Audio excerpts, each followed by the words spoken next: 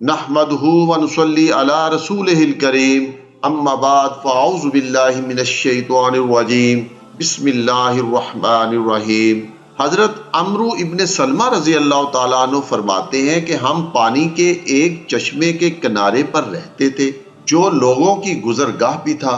قافلے ہمارے پاس سے گزرا کرتے تھے اور ہم ان سے پوچھتے تھے کہ لوگوں کے لیے رسول اللہ صلی اللہ علیہ وآلہ وسلم نے جو دین پیش کیا ہے وہ کیا ہے، اور اس آدمی یعنی رسول اللہ صلی اللہ علیہ وآلہ وسلم کی صفات کیا ہیں۔ وہ لوگ ہم سے بیان کیا کرتے تھے کہ رسول اللہ صلی اللہ علیہ وآلہ وسلم دعویٰ کرتے ہیں کہ اللہ نے انہیں اپنا نبی برحق بنا کر بھیجا ہے، اور قافلے کے لوگ قرآن کی آیتیں سنا کر کہا کرتے تھے کہ یہ ان کے پاس وحی آتی ہیں۔ چنانچہ میں رسول اللہ صلی اللہ علیہ وآلہ وسلم کے اوصاف کو جو قافلے والے بیان کرتے تھے اور کلام کو یعنی قافلے والے جو آیتیں پڑھ کر سنایا کرتے تھے ان کو اس طرح یاد کر لیتا تھا گویا وہ میرے سینے میں جم جاتی تھی، یعنی قرآن کی آیتیں مجھے خود یاد ہو جایا کرتی تھیں۔ اہل عرب رسول اللہ صلی اللہ علیہ وآلہ وسلم کی جماعت کے علاوہ اسلام لانے کے سلسلے میں مکہ کے فتح ہونے کا انتظار کر رہے تھے، یعنی یہ کہتے تھے کہ اگر مکہ فتح ہو گیا تو ہم اسلام لائیں گے، اور یہ کہا کرتے تھے کہ رسول اللہ صلی اللہ علیہ وآلہ وسلم کو ان کی قوم پر چھوڑ دو۔ اگر وہ اپنے لوگوں پر غالب آ گئے اور مکہ کو فتح کر لیا تو سمجھو کہ وہ سچے نبی ہیں، کیونکہ ان کی اس ظاہری کمزوری کے باوجود اہل عرب پر غالب آ جانا اور مکہ کو فتح کر لینا ان کا معجزہ ہوگا۔ چنانچہ جب اللہ نے اپنے دین کا بول بالا کیا اور مکہ فتح ہو گیا تو لوگ اسلام قبول کرنے کے لیے ٹوٹ پڑے۔ میرے والد نے اپنی قوم میں پہل کی اور سب سے پہلے اسلام لے آئے۔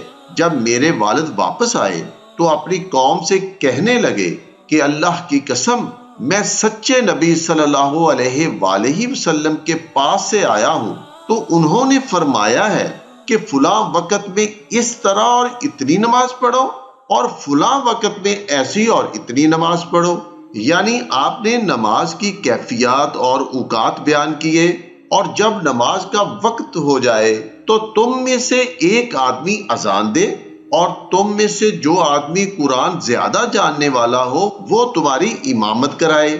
چنانچہ جب نماز کا وقت آیا اور جماعت کی تیاری ہوئی تو لوگوں نے آپس میں دیکھا کہ امام کسے بنایا جائے۔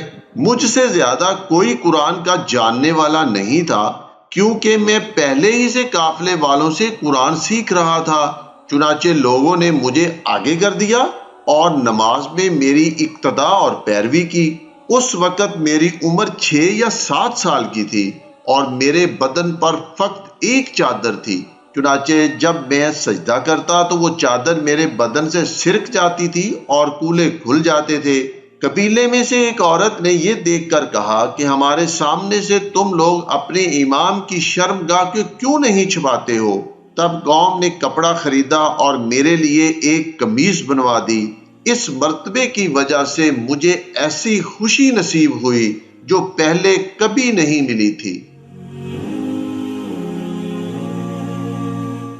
حضرت عبداللہ ابن عمر رضی اللہ تعالیٰ عنہ فرماتے ہیں کہ مدینہ میں پہلے آنے والے مہاجرین آئے تو ابو حذیفہ کے آزاد کردہ غلام حضرت سالم رضی اللہ تعالیٰ عنہ نے انہیں نماز پڑھائی، اور ان مقتدیوں میں حضرت عمر، حضرت ابو سلمہ ابن عبد الاسد رضی اللہ تعالی عنہ بھی شامل تھے۔ وما علینا الا البلاغ المبین۔ معزز سامعین، پیارے نبی کی پیاری باتیں سننے پر اللہ تعالی ہم سب پر آسانیاں فرمائے۔ اللہ پاک ہمیں برے اخلاق سے، بری خواہشات سے، برے دوست سے، برے وقت سے، برے دن سے، بری رات سے، برے ہمسائے سے، جسمانی اور روحانی بیماریوں سے، قرض سے، محتاجی سے، رزق میں کمی سے، ذلت سے، موت کی سختیوں سے بچائے۔ میرا پروردگار میری اس کوشش کو قبول کر کے اسے صدقہ جاریہ بنا دے اور وہ مجھ سے راضی ہو جائے، آمین یا ارحم الراحمین۔